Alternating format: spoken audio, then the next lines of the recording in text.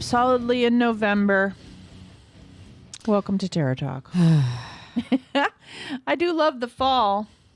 I do too. Even though I love Halloween and September and October, I also love November and December. Oh, just from September 1st through January January 1st. Yeah. It's arguably The most amazing time of year. Yeah, it's awesome. And it's funny, I was watching a TikTok video the other day where this guy was making the argument for there being two Christmas seasons. Now, if you don't celebrate Christmas, take this with like two different celebratory seasons, let's put it that way. And one, he was arguing that one was from Halloween, like November 1st, basically, to Thanksgiving, or the day after Thanksgiving or whatever. And then the second celebratory season or Christmas season was the one between Thanksgiving and Christmas. Or no, actually he said between Thanksgiving and Christmas Eve, because he's like, you wake up on Christmas and by 11 a.m. you're like, it's over. The whole thing's over. It's true. Halloween's the same thing. Like you build up for that day. It's really the season. Yeah. And it was funny because his argument was that that first season, the November season, is like where you're buying things, Target and everything's you're buying all the fall, you're decorating, you're having a good time, you're cooking, you're having Thanksgiving. And then once Thanksgiving over, it's like hyperdrive. Oh yeah. Now we are in it and we are watching every movie and we are dangling lights everywhere. Like he said, the second one is, the ramp up. And so that's his hilarious. argument. It's super true though. There are stages. There are. That's what There's saying. Even the stage between 2 weeks before Halloween where the Halloween merchandise is getting a little bit less. Going on sale. And now the Christmas stuff is coming out. There's this, transitional period, and they do it slowly to kind of like, you're not noticing this entirely. Here's Halloween still over here, but boom, we're putting up Christmas in the back. Yes, Disneyland has all the Christmas stuff coming out. The grocery store, the candy's going on sale, during October. But, now that it's November, it's like, well...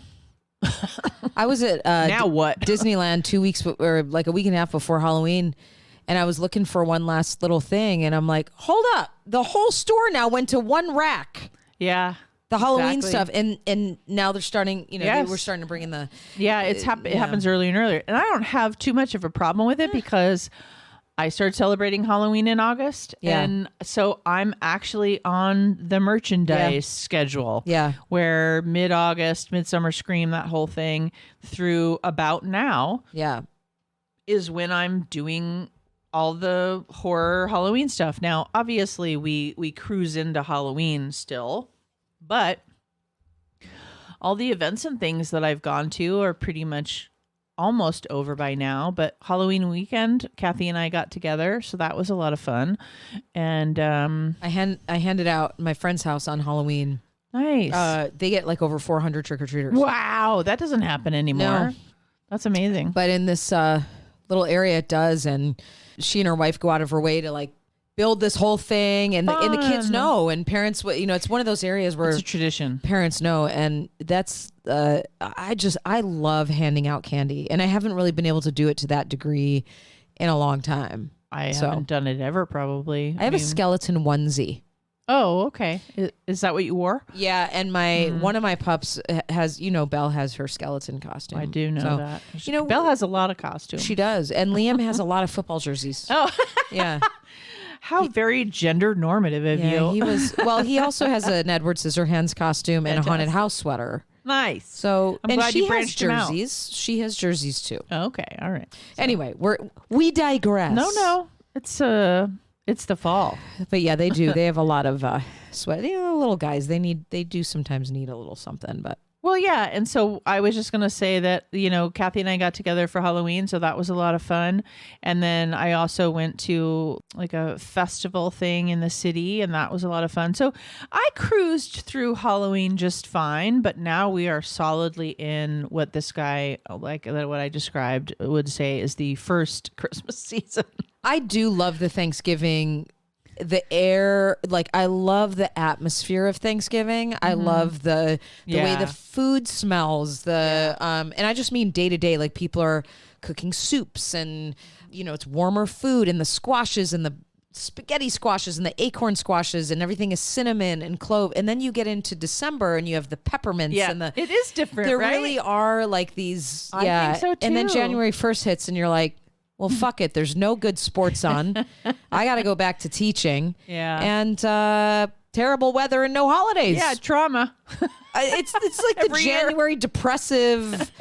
Wah, wah. Yeah, that's why for me, I go and work at Sundance every year for 2 weeks, and so I have that to look forward to in January. But then by February, it kind of was like, okay, now we're on to spring. Like January, February, it's like I just want to crawl in a hole and be like, tell me when it's over and spring training has started. Yeah, tell me when April comes. Yeah. Anyway. So that's what's up. So I'm not a basketball fan, and that's the only January and February. Although I do have hockey. I was gonna say, isn't hockey? Yeah, hockey's going on, but there's just that January, February lull, and I feel bad. I mean, people have birthdays in there, and they do. And it's like that's great, and I've loved ones whose birthdays are in there, but it's just like I'm sorry you guys were born then. Well, and then also obviously places that actually have weather, unlike Southern California, it's just freaking cold and miserable. Hold on. We had 5 months of fucking rain last year. Okay. Be careful what you wish for. I'm just saying, it's miserable. Yeah, when you're from Michigan. Gray and the slush and the, and then, snow and the, that's why February is only 28 days. Speaking of the psychology of horror. Oh, is that what we're here for? I'm just saying those months are pretty horrifying, but they're also great months to watch, cold weather, snowy. And Shannon always finds a New Year's slasher. We read really good winter horror books at that time. The last year, the one that we read, the roller rink one. Yeah. Oh my God, I was so in it. You loved it. I loved it too. January. I loved it. It was so fun. And then the one we read the year before was a zombie one, and I really liked that one too. So I'm hitting pretty well so far. We have a book club on the Discord, and the members each throw in a book, and then we all vote every month, except for 2 weeks out of the year over the holidays. I pick one sort of shorter, usually an indie novel. To have everyone read, and so if you have an indie novel that fits the season and is in the cold weather and it fits like the holiday vibes, shoot it to me because maybe I'll have them read it. This was like a New Year's slasher that took place in the 80s. It was so good. I thought of you when I found it. So I'm like, well, Kathy will like this one. We'll see. Speaking of the 80s. And I had read the author before. So, speaking of the 80s.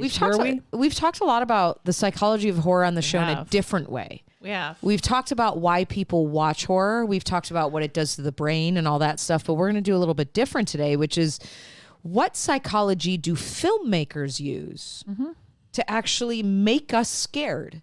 What are the techniques, the tactics? I'm going to start off talking first about the importance of music and sound.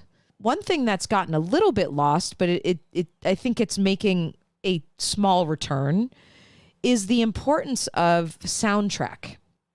And we know that, and I'm talking specifically about horror. We know drama. There's soundtracks that win Academy Awards, songs that best song of the year. But for horror especially, we saw a lot of Oscar nominations in the 70s and 80s for scores that were for horror films. We don't see that as much anymore. And what did we see? We saw John Carpenter. We saw Jaws.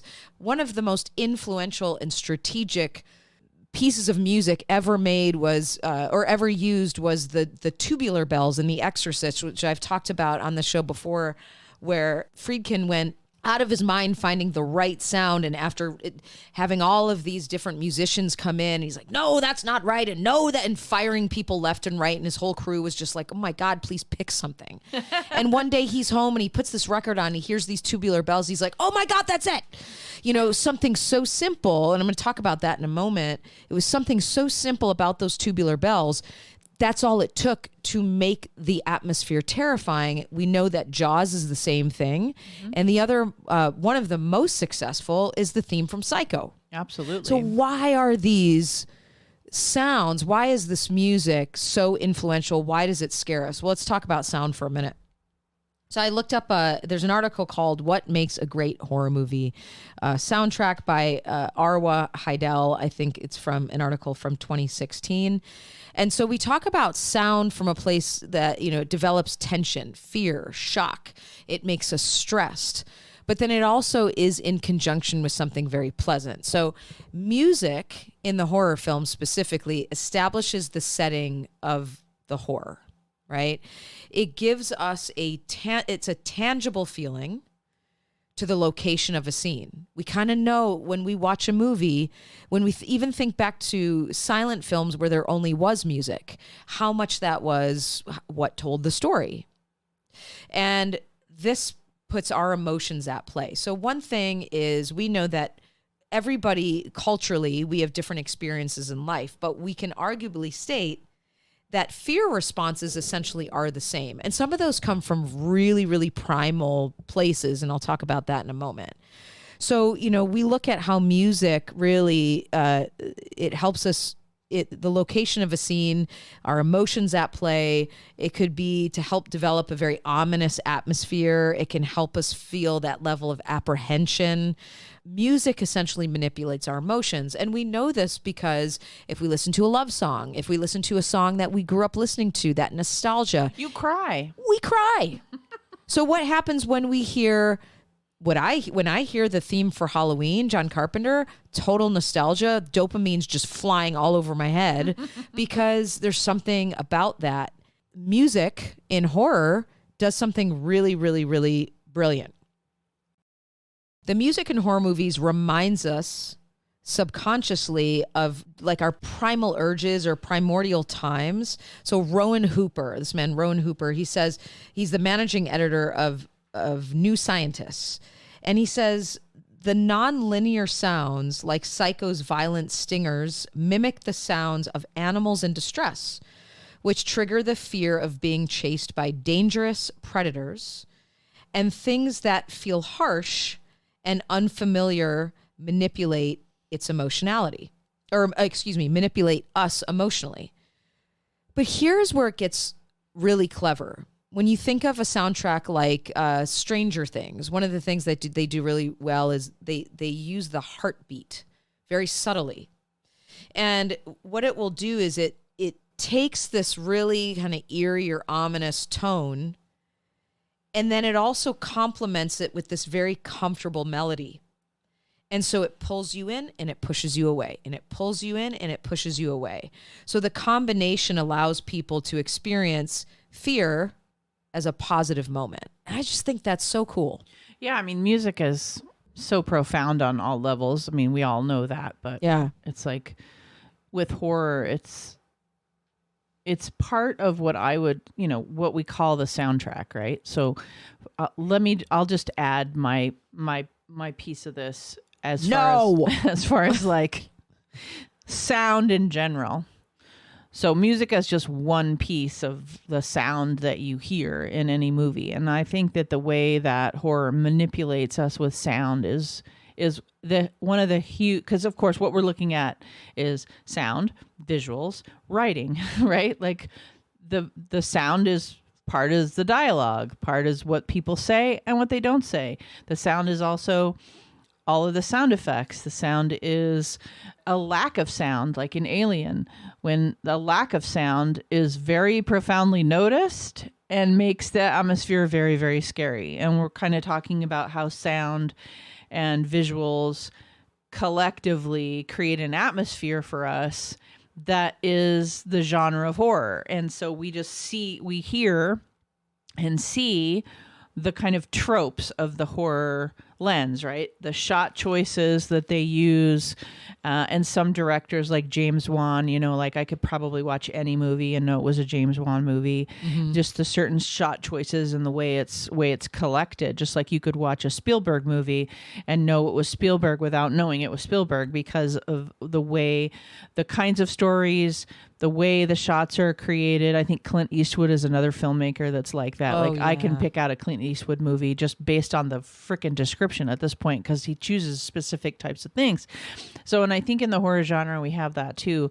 But with sound, for those of you who don't know my other life, I worked for about 10 years in the entertainment industry, and the bulk of that was spent as working in post-production, which means I spent my days and my nights in dark sound stages, basically making sure it sounded right. And so sound is something that I'm always kind of acutely aware of in movies, and that's why I wear headphones a lot when I watch movies sitting at my desk, because like you guys know, they can do it really wrong. They can. And sometimes, I try to turn off, because it was a long time ago now, but like I try to turn off that part of me that kind of internalized hearing sound and the way I think it works. And when I can always tell when a movie doesn't have the money to do good sound, and that's a separate problem, and I don't hold that against them necessarily.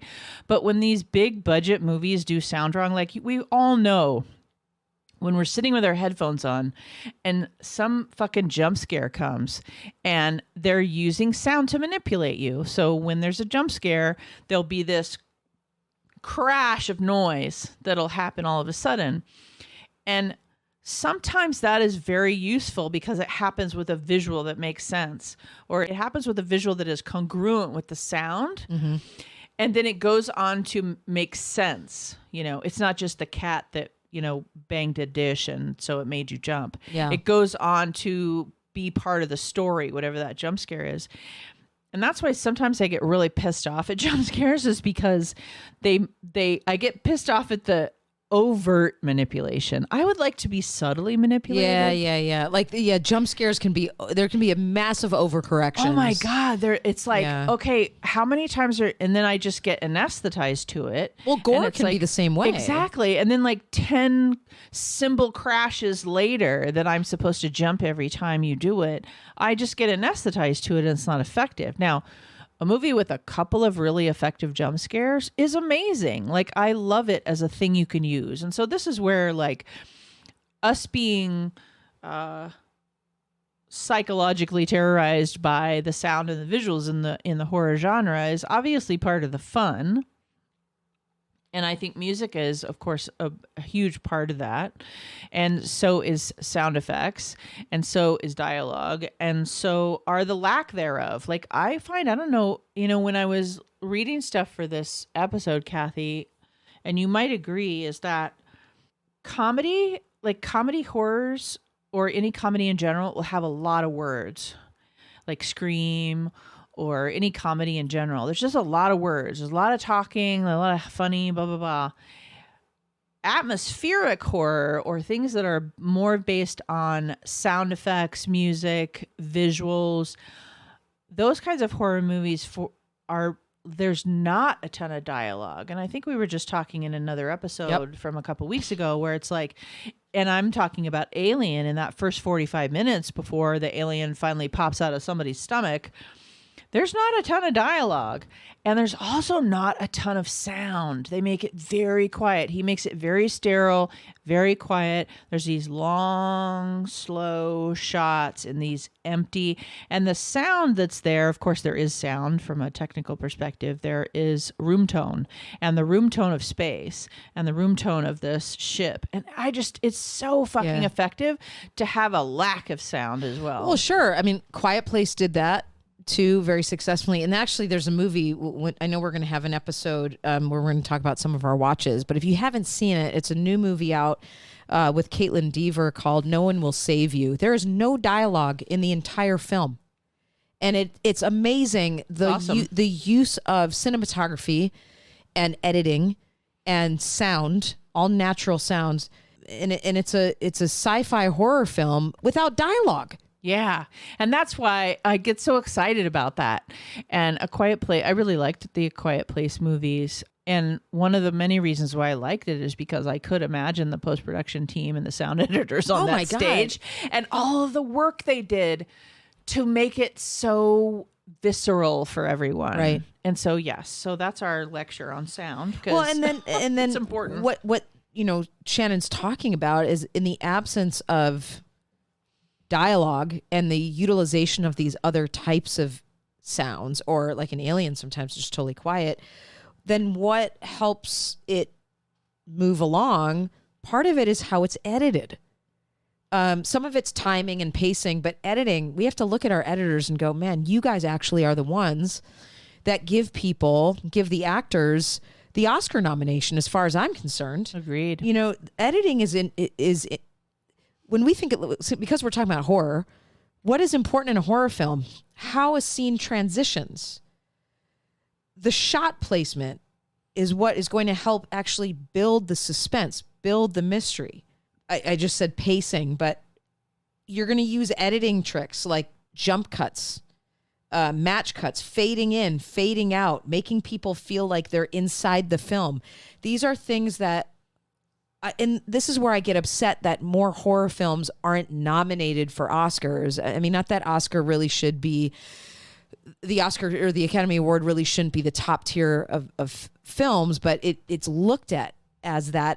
And that's where, like, you look back at the 70s and 80s and you would see films like The Omen and The Exorcist and Jaws actually get nominated because there was this deep appreciation. Now I feel like we've really deduced it down to acting. Well, Parasite just won a bunch of stuff for internet. Like, you know, we're still in the game, but I hear what you're saying. Yeah.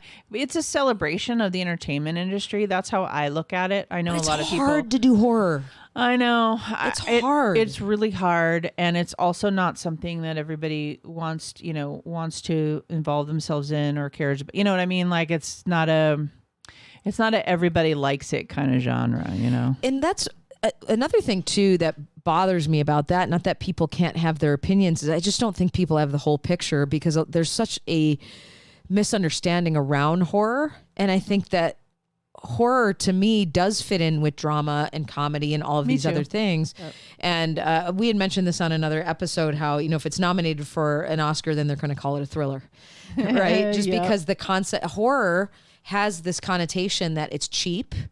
It's low budget. It cheapens the actor's experience or the director's. But to make a really good horror film, it's easy to make people cry. It's hard to make people scared. And I also think that that's why the sort of art house subgenre of horror came about, with the Jordan Peels and getting in the game of, they call it elevated horror or what have you. And we can have conversations about that. I like trash horror. I like elevated horror. I like all the horrors. Same. And then I'll tell you what I think about each movie, not about the genres, the subgenres of horror. I will make it very individual, just like in my work.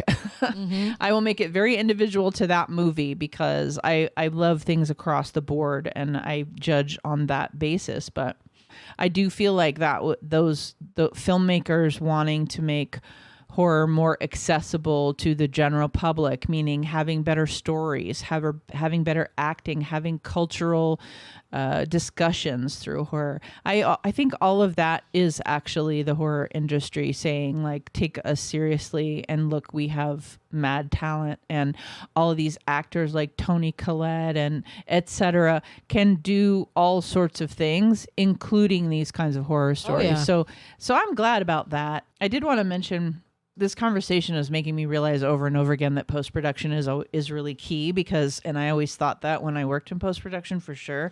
And editing being part of post-production, I can tell you that, yes, I very much appreciate actors. I very much appreciate directors. Directors, of course, helm movies. They distribute the vision, and then everyone needs to sort of play along, right? Their vision, and then everything goes away. But they really couldn't do it without post-production, because the sound and the editing are two huge pieces of this. And that's right. Sitting with editors, and one of my really good friends just retired actually from a full life of editing of 35 years. And her body is completely wrecked from it, of course, because you're sitting in a dark room at a computer for 35 years. But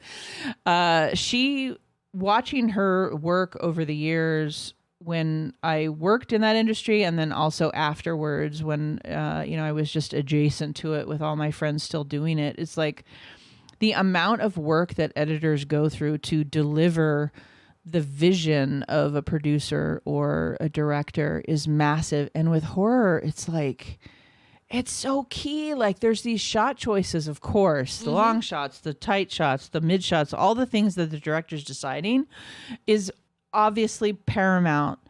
But putting them together to create the atmosphere, it's like what you're talking about, like editing, you don't get that without editing. No. And really it's up to the editor to hold the audience's attention by cutting it the way that they do. Well, and that's why people like Spielberg or you know, the big filmmakers, even, you know, Quentin Tarantino, they work with the same editor. Yes. And sometimes sit in those editing rooms. Oh, they have to. Yeah, absolutely. I mean, so the art work in editing, I think it isn't talked about enough that really it's that final product that the editor has to have such an understanding of this genre, and specifically when we're talking about horror, because like I was just saying a moment ago, it's really easy, like how to make, you know, to make people cry, right? We have similar responses to what makes us sad. But horror really is hard to do, especially nowadays with all the desensitization to things. Oh my God, for sure. That you have to use. And we just did an episode on PG-13 horror, and we talked a little bit about if you remove the gore, if you remove all these really big things, what is left? The storytelling, the editing, the sound, all the things that we're talking about is really what makes horror effective, whether it's a PG-13 or a rated R film. Yeah, it creates that atmosphere that we all love. And I always talk about how I really like movies that are centered on the atmosphere a lot. Like I get into the movies that are sound and editing centric. I want there to be a good script, and I want there to be character development. I want all of the things, just like with all the movies. You want all the things. Like those would be perfect movies. But even if it's not a perfect movie, if it has mad atmosphere, like I'm in. It's kind of like if you like slashers, right? And the atmosphere of a slasher is very specific, and how the shot choices changed with Michael. Yeah. And how Halloween shifted the POV, and Black Christmas, the POV of the killer was like that was revolutionary at that time. Yep. So those kinds of tropes and those kinds of tools that horror folks, you know, the whip pans and the big sounds on jump scares and the hand from beneath the bed and all of that.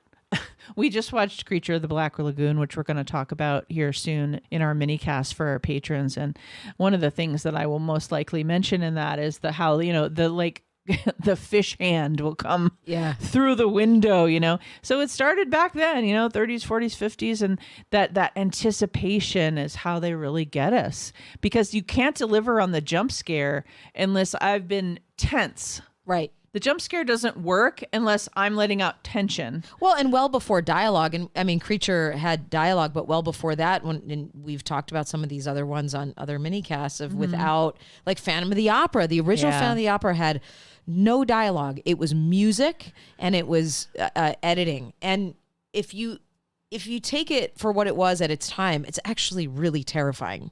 I love that. Yeah. Thank you. Thank you for that discussion, Kathy. We clearly have nothing to say. Nothing to say at all about any of the things.